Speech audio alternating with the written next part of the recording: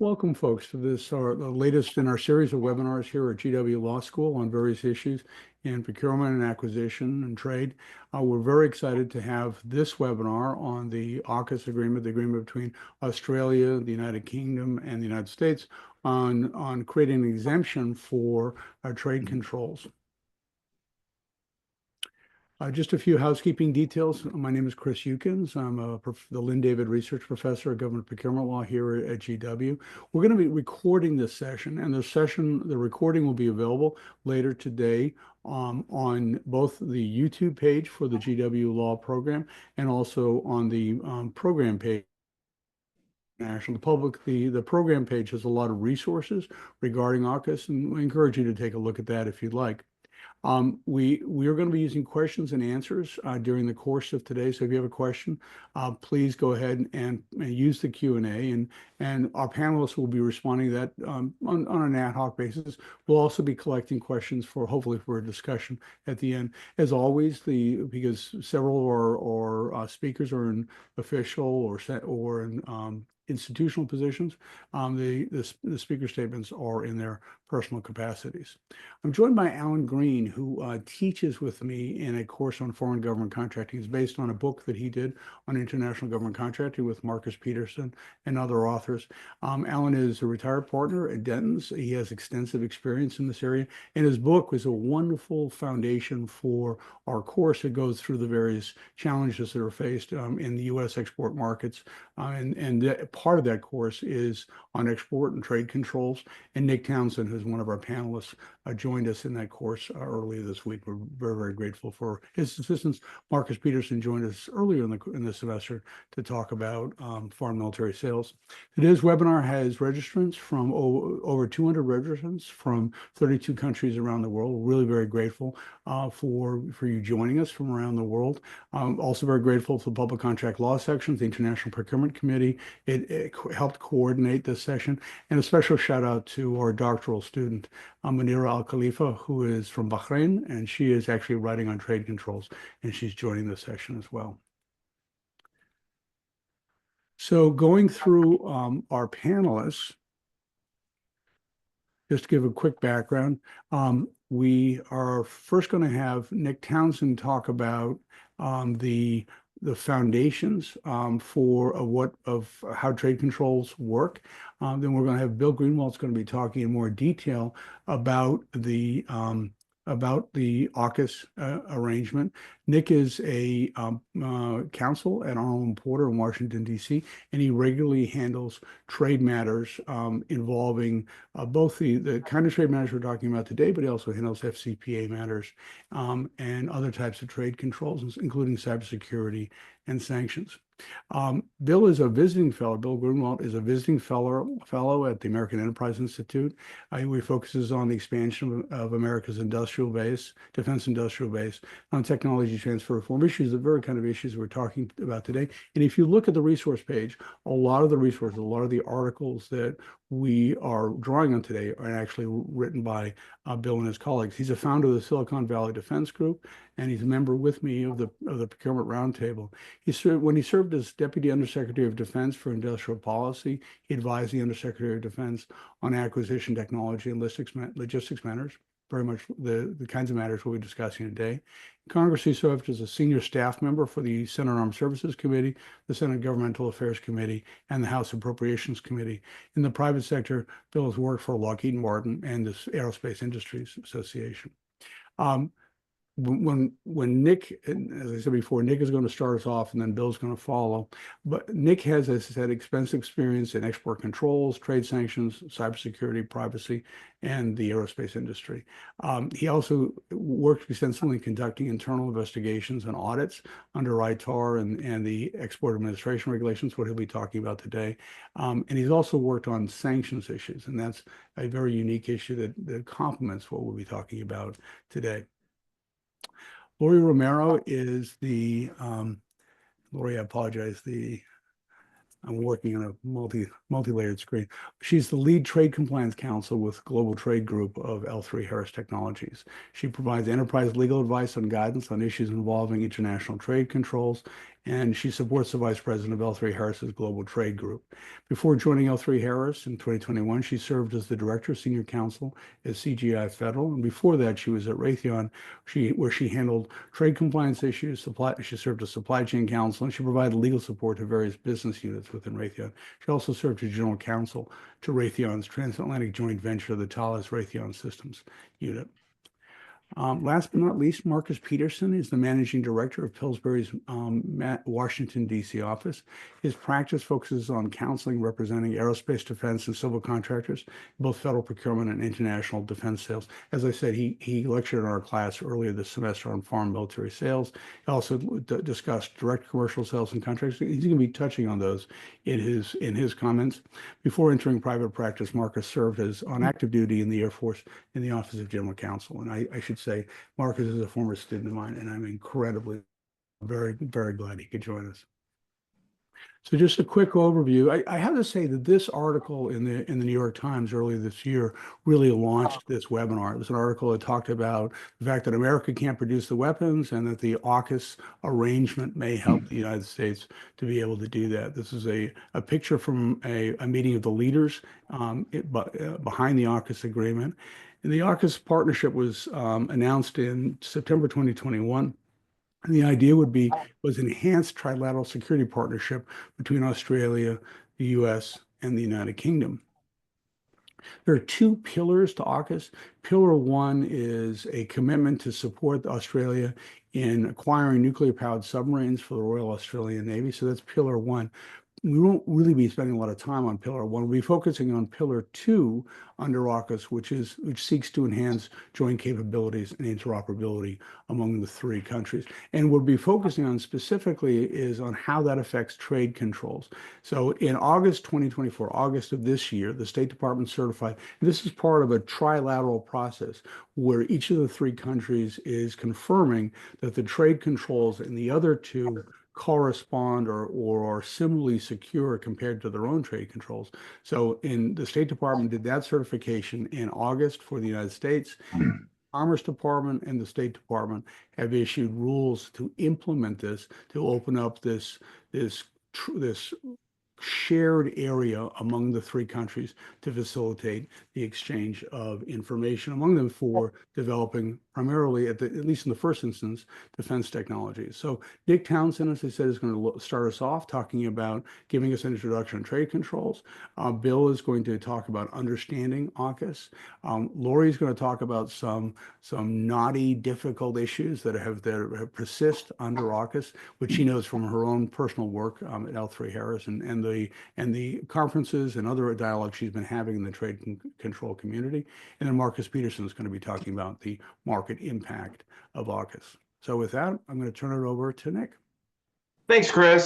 So I appreciate you inviting me today. As Chris said, my goal is really to set a foundation for everyone so that people know in the audience how trade controls and export controls in the United States generally work under normal circumstances. This may be review for some of you, but I want to make sure that people have a baseline to understand what is changing with AUKUS and what the landscape looks like outside of US exports to Australia and the United Kingdom. So, Chris, do you want to go to the next slide? I always start off with this because trade controls can be complicated, and some people would say that the US system can be contradictory and illogical at times. Part of the reason for that is the export controls are a tool that the United States government is using to achieve some very different goals. So I've listed out here some of the ends that are trying to be addressed through this one mechanism. And the tool does not fit these various goals in the exact same way. So you might address WMD proliferation more strictly, than some of the other ends on this spectrum. And even within number two, there are differences between what we are trying to do to protect national security, which you might think of as protecting the warfighter and US allies overseas, and foreign policy, which you might think of as furthering things like democracy and free speech. Um, One feature that is often criticized about the ITAR and EAR is their extraterritorial reach, which we will talk about more later. But three hits home the fact that these actually are multilateral regimes, particularly in the case of the EAR, where you're implementing the Wassenaar Arrangement, you're implementing the Australia Group, you're implementing the Nuclear Supplier Group, and the Missile Technology Control Regime, which the US has signed up to, and our allies have signed up as well. So we have obligations to follow through in our domestic law with those commitments that we have made in each of those multilateral regimes, as well as, what are very different concerns about DOJ may not be able to bring a criminal case to indict someone and put them in jail if they are not inside the United States. But this does provide a tool to punish bad actors who are outside of US jurisdiction in many cases, such as narcotics traffickers, terrorists, and other groups.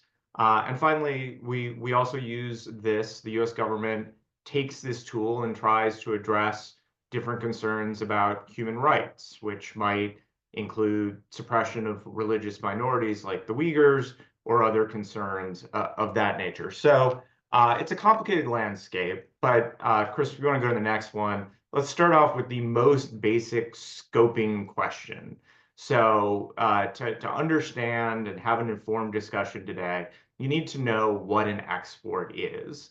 And it's pretty obvious in the case of an actual shipment that crosses the border where you have a physical item moving through international commerce. Um, that is going to be governed by US export controls if it's a US origin item. It will also apply to a foreign origin item that is physically moving through or out of the United States. So even if you bring a French item to Texas and then ship it on to Brazil, that's going to be subject in the shipment from Galveston to Brazil to some controls under US law.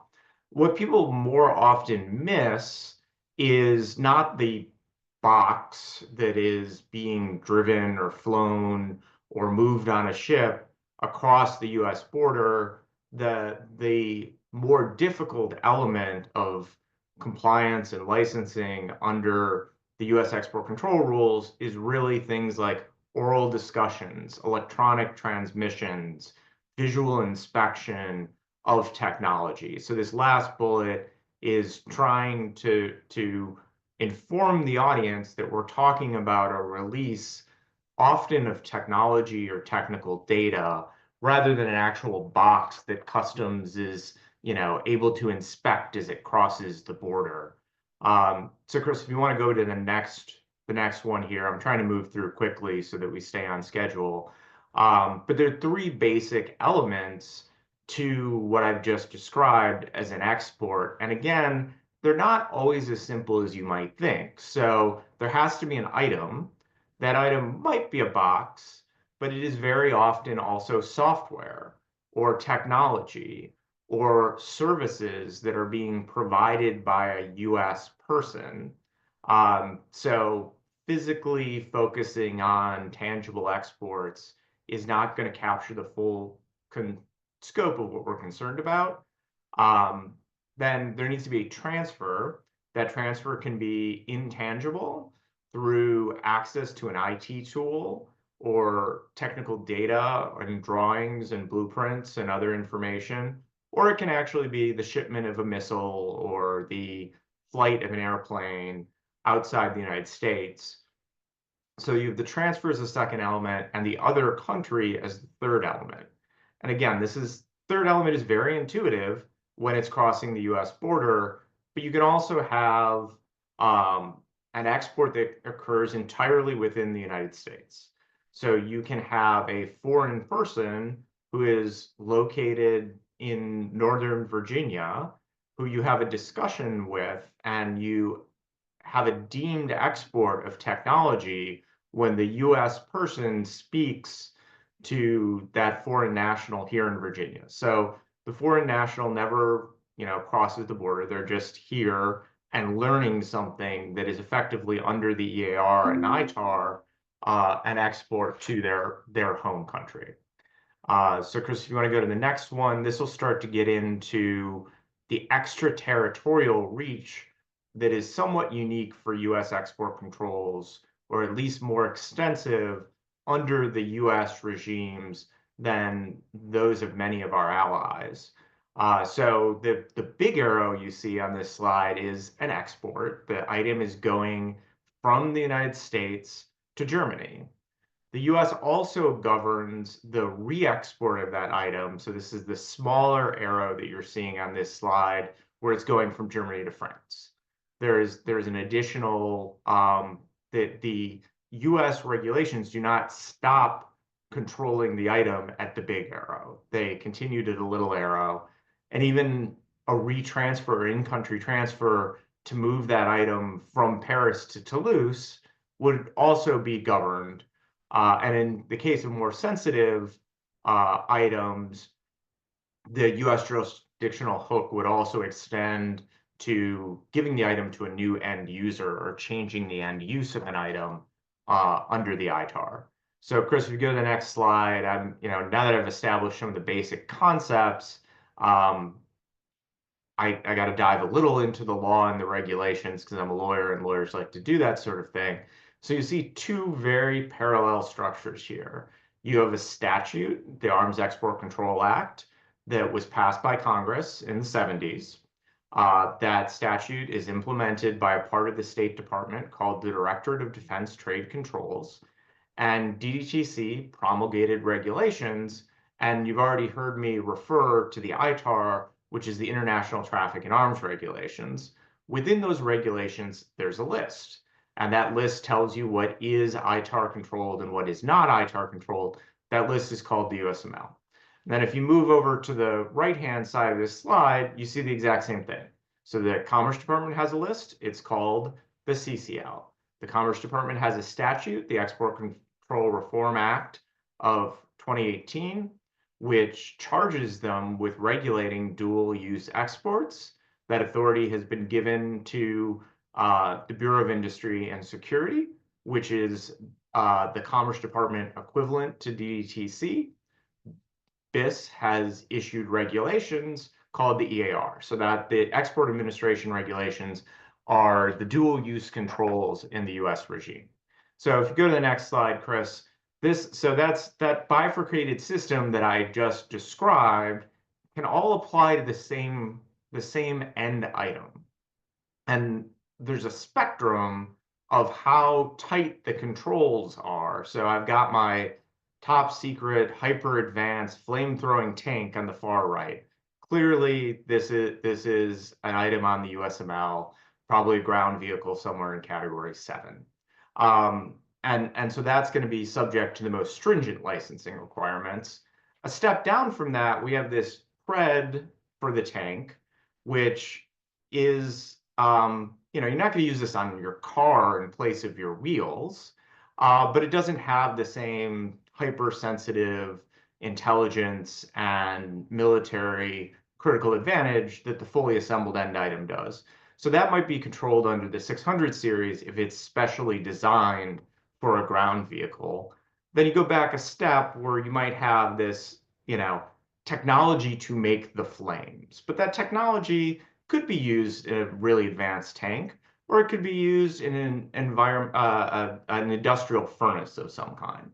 So that might be caught on the CCL at a higher level than the EAR 99 threshold, but it would still be able to go to most countries without a license. And then in the far left, you have things that are not controlled at all. They're just not subject to U.S. export controls. And that might include the invoice for this tank. So even if the tank is super sensitive, the dollars and cents and whether you're behind on your bills aren't necessarily export control. So one last slide to put this all together. Although my table on slide 21 made this look like everything is perfectly parallel, in reality, the EAR is complex but flexible. There are lots of license exceptions. There are a lot of different paths that you can follow to get to an outcome, whereas the ITAR is strict and simple. The answer is almost always get a license. Now, that is a little unfair to Cat Hamilton and DETC. They do have license exceptions that are very valuable for government contractors. They're called exemptions rather than exceptions. But 126.4B would help a company like L3 Harris if they're working for the US Army in providing radios. And similarly, if there's an FMS contract, they might be able to use exemption 126.6. We're now going to talk about a whole new exemption that has just been created called 126.7 for AUKUS. So that's sort of the setup to Bill to tell you all about what's new. Yes, and to do that, I might have to go a little bit into what's old too. But the interesting thing about the complexity of that system is that it becomes a burden to those who use it the most.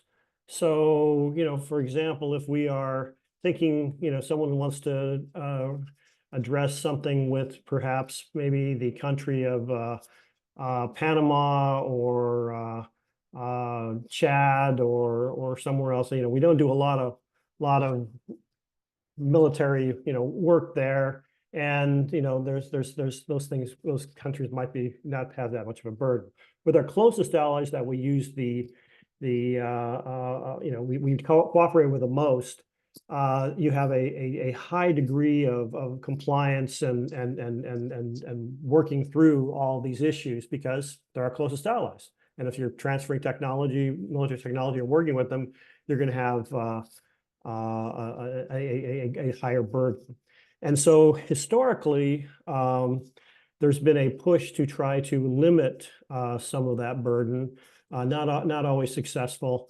And AUKUS right now is designed to do that. Again, there are two pillars. I'm going to introduce a third pillar, which I refer to. Obviously, the submarine situation is a long-term project. It's a military unique project. There's a lot of rules and regulations are going to cover that, but you've got decades in which to move forward on that, so you can set it aside. Pillar 2 is extremely interesting in the sense that it's designed to bring together the industrial bases and scientists and engineers from the three countries to work on militarily adjacent technologies to create capabilities in the three nations. And that will require would have required either a lot of licenses or exemptions that actually work to allow this to happen. And as I will argue, and I have argued, the deal that we just cut with the Australians and the Brits doesn't necessarily achieve that degree. There are a lot of disincentives for industry to participate in Pillar 2, but there are also just a lot of barriers that would tie up their, not everything is exempted. There's a large list called the exempted technology list, which is not necessarily conducive to the type of cooperation that we may have been thinking. I talk about Pillar 3 in the sense that Pillar 3 is the non-really AUKUS, the non-submarine, the non-new emerging technology, the kind of traditional back and forth that the US, Australia, and the UK have had, primarily over the transfer of U.S. weapon systems and knowledge around those weapon systems that have been a burden to the countries in the past. That is actually what has been freed up, in the AUKUS debate. Things that really weren't a part of AUKUS, but that will be possibly the biggest benefit of that, of a straight transfer of something that going to the UK that they're not going to retransfer, and the burden, the paperwork burden, and the old compliance burden may not be as great. Although I think Lori will come up and argue that even that's going to require a lot of burden. It's just you don't have to go to the State Department to get a mother may I and get a license. So why is that the case? I think that's something that's very interesting to walk through. Is that we didn't quite succeed in encouraging Pillar 2 to work, but we have at least eliminated some burdens on these transfers. And it really goes back to, this has been a long-standing old issue. The Clinton administration tried to do exactly what we just achieved 30 years ago. And the fact that we just got there 30 years later is an extremely just show you how long it takes Washington to work.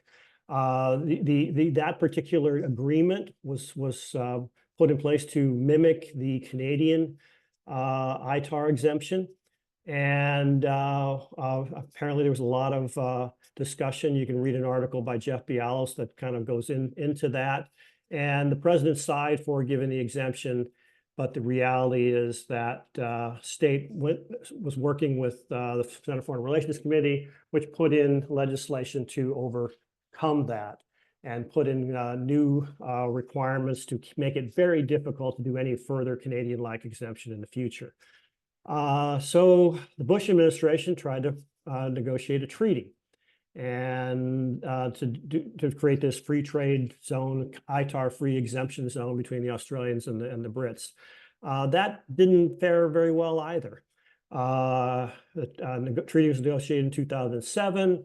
The implementing arrangements were agreed to, treaty ratified, eventually went into force around 2013 and 14, and it was pretty much useless as it was undermined by the Security Cooperation Act of 2010, which made it very difficult to change it, and it needed to be changed because industry wasn't going to use it. Senator McCain tried to add the Australians and Brits to the National Technology Industrial Base. He succeeded in that. It was designed to spur on these new export control arrangements and exemptions. That didn't work either. Finally, we have AUKUS. And now with AUKUS, we seemingly have a great case and a lot of political capital pushed forward, but it's not working. It's not going to work. Why is that? It's because the way the agreements have been so far made is that it's very helpful in potentially allowing for the transfer of U.S. technology, but it's a great disincentive for any Australian, British, or frankly commercial firm to bring in their IP and get it contaminated or tainted. And I'll let Lori maybe talk a little more about how that process works. But it's essentially, that's this whole knowledge process of how things get caught up in the ITAR. So there's a great incentive for commercial industry to ensure or try to figure out and not get their technology tainted to be brought into an ITAR situation where they'd have to go to the State Department. So they try to stay in the EAR world. If the British or the Australians were to bring technology into AUKUS right now, what would happen there? Well, that technology would more than likely, considering the way the agreements are arranged, be unable for them to control their own technology. And so there's great disincentive for them to even bring that in. So the whole idea of having engineers and scientists working together on new problems isn't going to happen because there's incredible industry disincentives to doing that. So, so where are we? What do we need? We're 3 years into AUKUS. We now are at the export control portion of where we thought we should have been 30 years ago. And so we've got 30 years of ground to cover, and we have to look at how do we, if we, from a policy perspective, do we really want to have our engineers and scientists work together? Then ITAR still has to change even more. If we don't, if this is all about the transfer of existing old legacy US technology to our closest partners without them adding anything or working with us on it, then that's what we'll get, and that's what AUKUS will be. From a geostrategic competition standpoint, that's probably not what the governments were thinking about. That's probably not the end goal they want, but we have to be realistic that this is exactly what the situation is. And going forward, it's going to be, how do you free that up? How do you encourage that collaboration? What needs to be done? And this ITAR exemption that's currently been negotiated, how does that need to be changed? So with that, I can probably hand it over to Lori, who can tell us maybe some of those specific problems that maybe how they can fix it. Thank you for that setup, Bill. That's really, really helpful. And it is the case that we are finding in industry that AUKUS, participation in the AUKUS as an authorized user in the United States, in the UK, in Australia, is relieving a tremendous licensing burden from industry.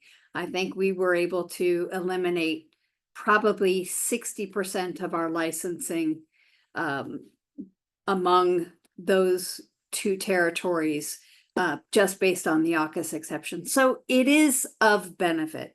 However, there are several speed bumps and drawbacks that we're experiencing as kind of a disincentive to additional cooperation. The first biggest issue is that the defense services. Defense services is an area right now that is in turmoil because DDTC is trying out and flexing its muscles on expanding the defense services definition to include not only services that are of a military nature, but also services of an military intelligence nature. So as we're going through the growing pains and settling into what is defense services, this is going to be an area of discomfort for a while. Anyway, for defense services, even under the current definition, under the AUKUS exemption, the service must take place within the territory of the exemption. That is either Australia, the US, or the UK.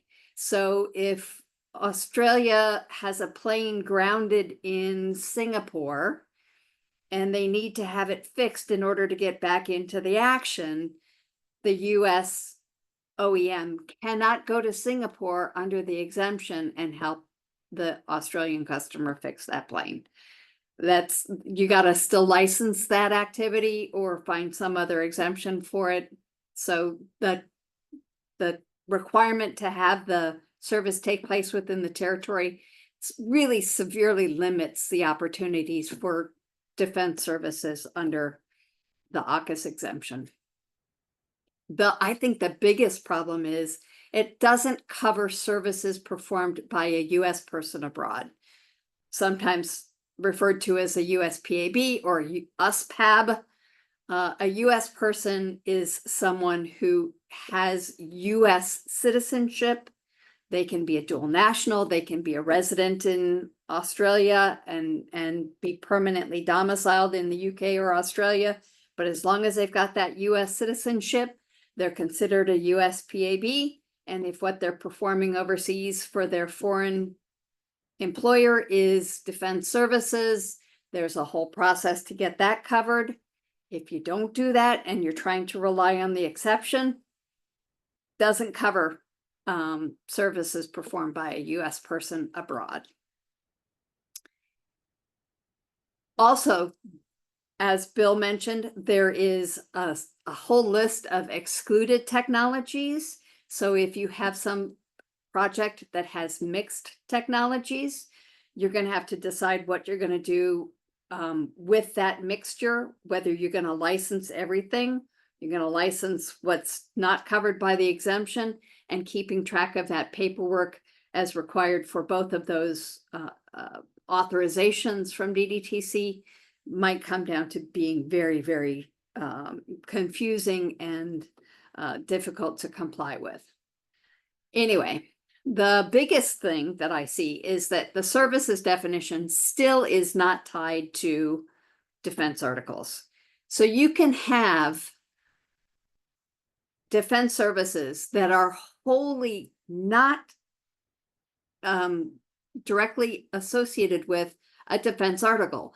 Say you're going to change the tire on a military jet. Changing the tire on a military jet, the tire itself is not a defense article. However, if it's still on the military jet and you're fixing it, defense service. If it's off of the military jet and you're fixing it off, not a defense service. So the confusion with regard to whether or not what you're performing is a defense service and whether it's covered under the exemption is not going to be tied to what is the defense article that you're working with.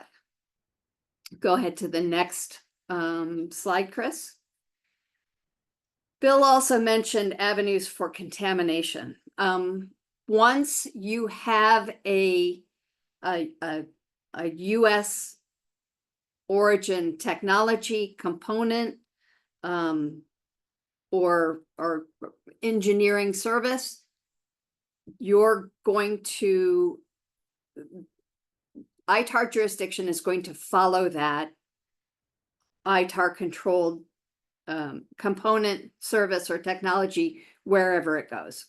That means if you take an ITAR control component that you sent to Australia under the exemption, so you didn't have to get a license for it, you didn't have to get a technical assistance agreement to provide the services to help them install it in whatever they're installing it in, the DDTC is going to continue to control that component regardless of where it goes. And if anybody in the audience has ever tried to tell Australia that they can't do whatever they want to with their defense article, that they've now incorporated US technology, either components or technology, and that they have to get permission from the DDTC to re-export it or do whatever they want to with it, they don't take that well. So contamination is going to be a continuing issue and an impediment to the real collaborative work that this treaty was intended to sponsor. So any services involving the design, development, manufacture, production, assembly, there's a whole list, and they've recently included demilitarization and destruction of a defense article, services involving those kinds of things. The ITAR is going to follow those services and attach to whatever is the product of those services. So using US defense services or US technical data in any of those efforts, you're going to be subjecting your otherwise wholly foreign defense article to the regulations, the ITAR. What's the result? You can't use it outside the original intended use. You can't use it outside of the approved community. And in order to do either one of those things, you got to get authorization from DDTC. And these two issues, these two problems had been the subject of a lot of discussion in the industry over the last couple of months. I was in SIA earlier this week, and AUKUS was a big topic of discussion, especially the see-through rule. And under the EAR, you have the foreign direct product rule. If you have a foreign product that is the direct result of EAR controlled technology, especially 600 series technology, you're going to have the extraterritorial control of the US in those areas as well. So this is an area that's getting a lot of discussion lately. And with that, Chris, I'll bring it back to you. Thanks very much, Lori. All right. Marcus? Thank you, Chris. You guys left me with the easy part because with all of that set up, it's like, well, what the heck are we supposed to do from an industry perspective? I want to touch on a couple points because Lori teed me up for this because I had a call this week with the Australian company who had the exact issue, the issue 2 on the contamination situation, where the client was saying, wait a minute, we're not sending our stuff over to the United States if at the end of the day, we have to hand over this, that, and the other in order for you all to do this. I thought AUKUS was designed to eliminate some of those barriers and some of those extraterritorial things that Nick went over in his presentation. And so the top level sort of analysis here is for industry.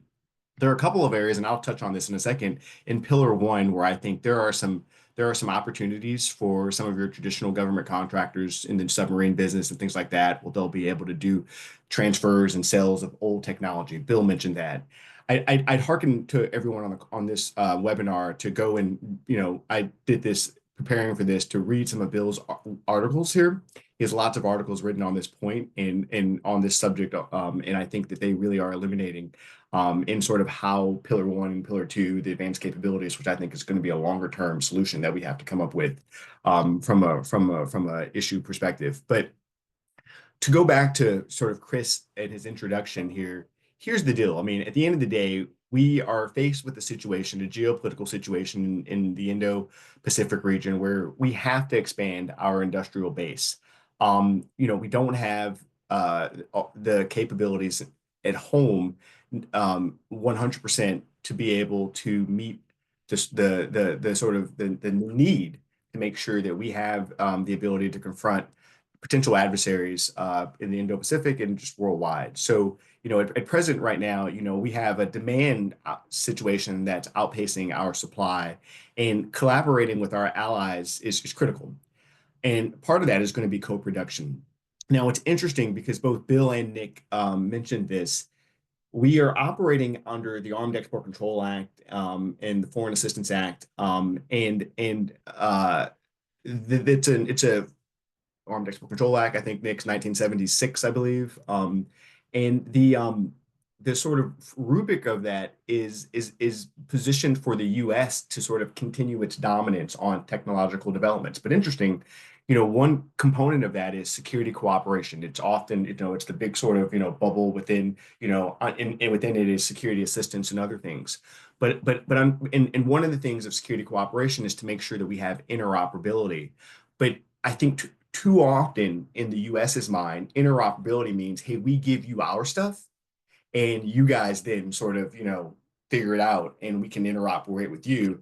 And what AUKUS by its terms, it requires a degree of integration in order to have things that we may not as a US industrial base be able to bring to the table. And that's something that I think is elusive.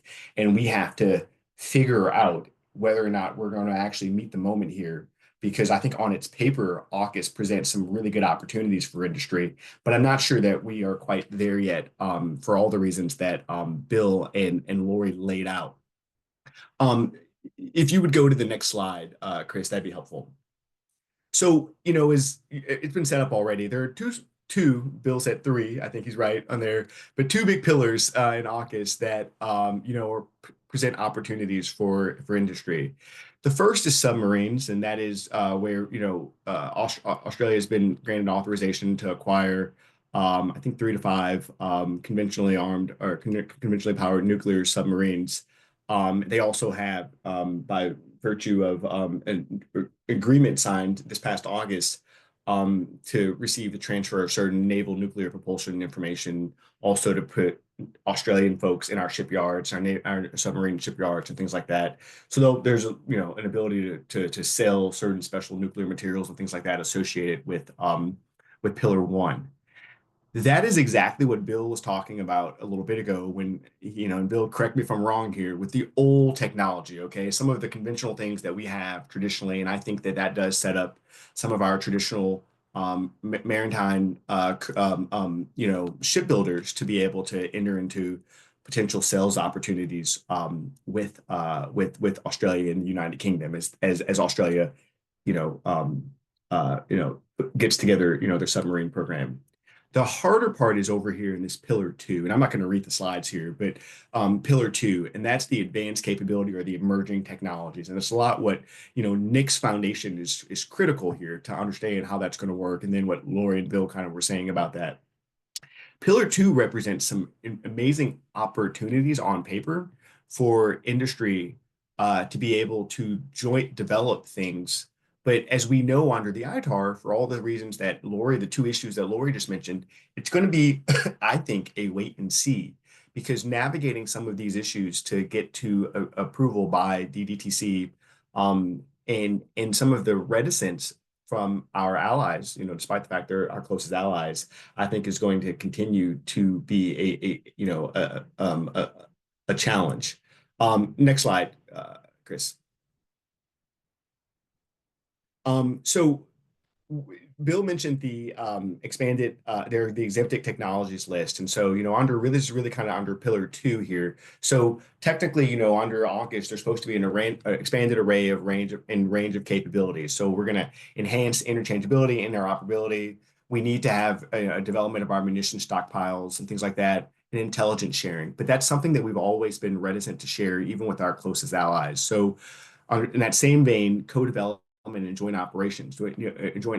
Now, we know that can lead to faster development and deployment of technologies, but the way that our export control system is currently set up, even with the AUKUS exemptions, they don't address a lot of the really nuanced, cutting-edge emerging technologies that many companies who play in this space are going to necessarily be able to work with our allies in the industrial base in Australia and in the United Kingdom, which is why this week on, I think it was Tuesday or Wednesday, my client said, who has a very cool technology, said there's no way that we would be able to share this information because as I understand it, and I'm still running this to ground, even the government of Australia, and I think maybe Lori, this is what you were getting at, the government of Australia says, hey, wait a minute, guys, you're not sharing your technology if you lose control of technology because the U.S. government comes in and takes basically ownership and says and blocks everyone out.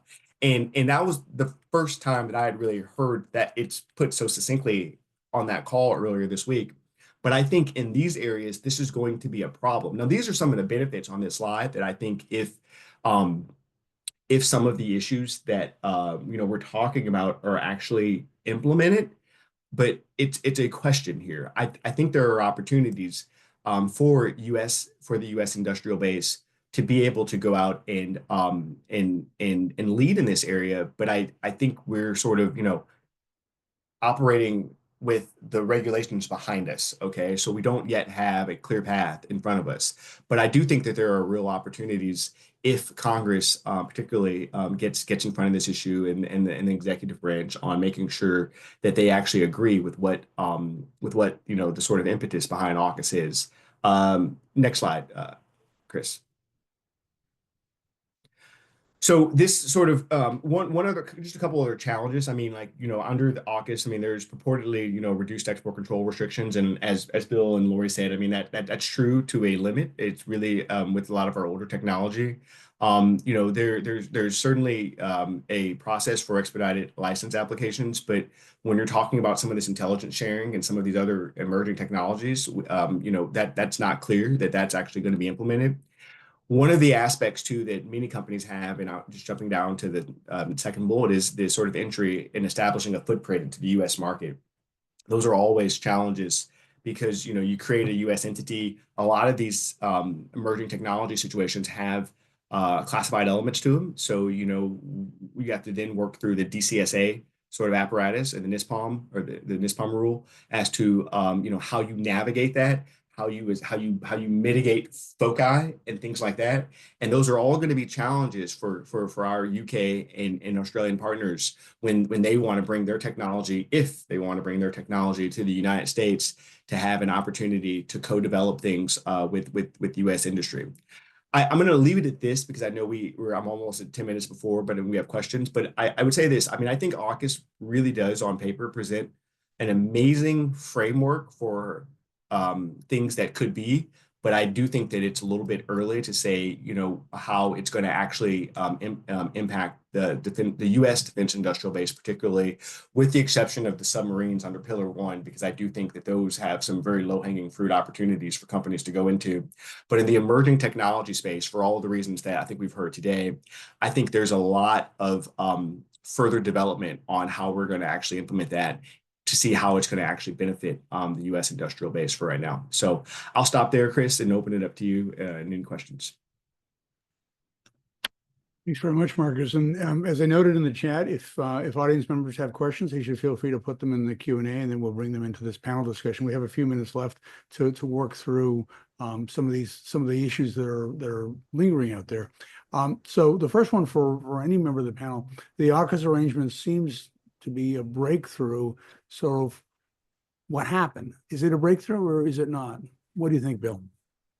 I think, again, after a 30-year struggle, we finally convinced the State Department to acquiesce into a exception for the UK and Australia. So that's a breakthrough. The reality is that's a different place and a different time. And at that time, the U.S. was dominating in all technologies. Now we have areas where our partners actually have really good technology and are either ahead of us or can if we collaborate, we're going to, 1 + 1 will equal 3. And so we need to do that. So yeah, it's progress. But it's, the geopolitical world is changing around us. And if we have to make a lot more and go a lot faster. And we've also gone a little backwards as well. And I think we haven't talked about this, but State really encouraged the Australian government to adopt our system, the US system in Australia, with its taint, with its extraterritoriality. Now US firms and other firms working in Australia face an interesting same problem that they do when they work with the US government. And I'm not sure the Australian government really understands what it signed up to. The Brits, on the other hand, didn't do that. And I think there's a real distinction when we see where innovation flows in the future on what country that actually happens in. I mean, I'll Chris, and... go ahead, Nick, please. Oh, Alan, you go first. Well, just very briefly, Alan Green, hello, everyone. Just historically, from a policy viewpoint, AUKUS Pillar 2 is not just a simple co-production. Pillar 1 is, there have been others. It's an umbrella development arrangement between 3 countries that have good technological capabilities in these core areas that Marcus outlined in Pillar 2. And as you said, Marcus, concerning Pillar 2, the US is no longer the leader in a lot of that. The elephant in the room is China. This was an Indo-Pacific driven arrangement. One of the Australian equivalents to CSIS found that of the 30 key military technologies that are being developed, China leads in 19 or more. The idea is to fix that. But that kind of fix, when you're developing various and sundry technologies, also leads to commercial benefits. So if you take as a given, which you may or may not, that the US no longer, as it has done for so often, so long, is able to develop everything itself and control exactly where it sends it, and it needs these partners in particular right now, okay, then that's not working yet. And it defeats the policy. And finally, the UK has been talking for some time now about bringing in Canada, Japan, and South Korea. The US Defense Department just announced it'll be meeting with its equivalent in Korea to discuss at least bilateral more cooperation and potentially AUKUS cooperation. That's a lot going on, and as you say, Bill and Nick and all, if the baseline isn't implemented, that's a problem. If you can implement the baseline, you can lead to something that I think in the defense world is dramatically different. Chris? Very much, Nick. Yeah, I mean, so I guess I'll be a little bit more positive than my co-panelists. I mean, I think that AUKUS is an opportunity. You know, the State Department has put something out, and we'll see if people use it or not. And that's going to be critical. You know, from what I've seen, there aren't a huge number of UK entities that are authorized users that have signed up to become part of the community. So there are two elements to use the exemption. One is it can't be on the excluded list, which we already talked about. But two, you've got to become part of the authorized community, and companies are reluctant to do that. I mean, one reason might be what Bill mentioned about putting their IP in, but there are also conditions that you're agreeing to report certain things to the government within a certain number of days if a violation has occurred, and you're taking on obligations that private industry is reluctant to today. You know, I went to SIA just like Lori did, and Mike, the Deputy Assistant Secretary, said AUKUS will fail if we built this and nobody uses it. And I think that's kind of what happened with the defense trade cooperation treaties, because they did not continue to evolve. We live in a more dynamic world than we did when it was completely unipolar or bipolar during the Cold War. We need to be able to evolve this system, but we've at least set something up where you are seeing Japan and Korea and other countries saying, we'd like to get in on something like this, which could bring us to a more multilateral series of controls. If it's frozen in time, the way it is today, is it going to achieve all of the lofty goals we had when the three heads of state got together in front of those flags? No, but we have seen export controls evolve more in recent years. I mean, the Obama administration had major export control reforms where things were moved off of the USML to the CCL to provide that greater flexibility. And just a couple of weeks ago, there were modernizations in space-related export controls that were proposed. So we are getting a little bit more flexible than maybe, you know, 30 years ago during the Clinton administration, where there were good ideas that couldn't be followed through on. So I guess cautious optimism rather than, you know, Bill's more cynical view would be my stance. Yeah, and Chris, let me just kind of jump in on that. And there's a question also that I'll tee up in the chat. But I share both viewpoints because while I think Bill kind of has the really right sort of where it's at right now, I think, like I said, I think AUKUS presents a fantastic framework. I frankly think that, to what Nick and Alan just mentioned, you know, that joint development by, you know, the Australians, the Brits, the South Koreans, and Japan on that 6th generation fighter, I think was also a very good wake-up call for the US, and to make sure that, because one of the concerns there why we weren't invited was because of how we, you know, control technologies and things like that. That was one of several concerns. And so, but I think it's a good framework, but I do think on the emerging technologies piece, we have to figure out a way that we get comfortable with meeting the export controls piece of that, and also the sort of joint development and things like that. Chris, in the questions, there was a good question I think here that says, does this potentially increase the likelihood that there may be more combined multilateral procurements involving the development of DoD requirements that can be interoperable by design? Or are those procurements where Great Britain or the United Kingdom can financially contribute directly to the procurement at the outset in lieu of having to wait for a potential FMS case? So I just throw that out to the group. Maybe folks might have thoughts on that. I think it's going to depend upon whether there's a market beyond just the AUKUS nations. And I think that's the disincentive here, is that if there's a large export market, it might be hard for certain British firms to want to come in and give up their IP, or actually bring in other European firms to bringing in their IP, if it's going to basically give control to state. It's that extraterritoriality issue that's I think going to be a problem in doing that. Again, if it's co-production of GMLRS, US spec, I think we're there. And we can probably do that, and then state will just control where the excess goes. Where it goes. Yeah.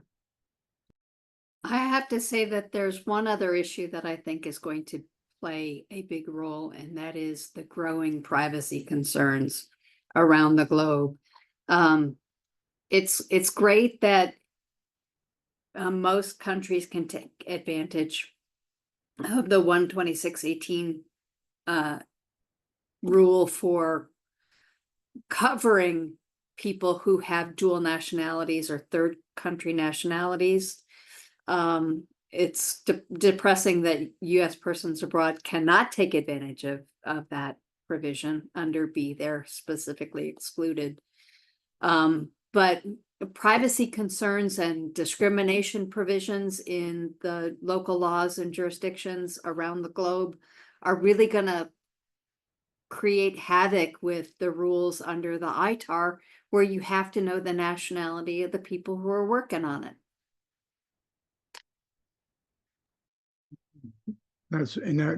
Bill, I have one last hard question for you. It's the submarine in the room. Would Pillar 2 have happened without Pillar 1?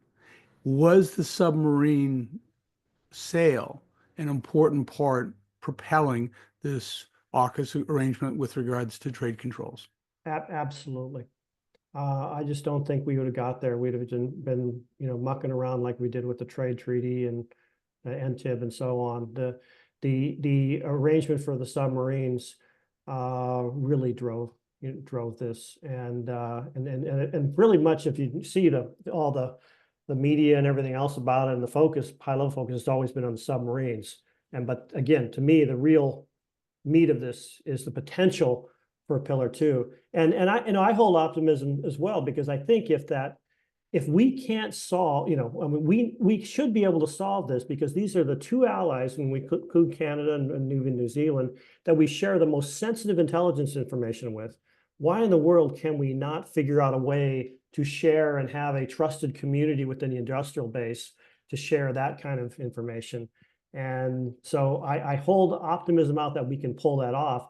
I just think we need to do it a little faster. With that, we'll close out. We're a little bit over time. Thank you all for really an excellent session. Thanks very much to the audience as well. And have a great day. Take care. Bye-bye. Good weekend. Bye-bye.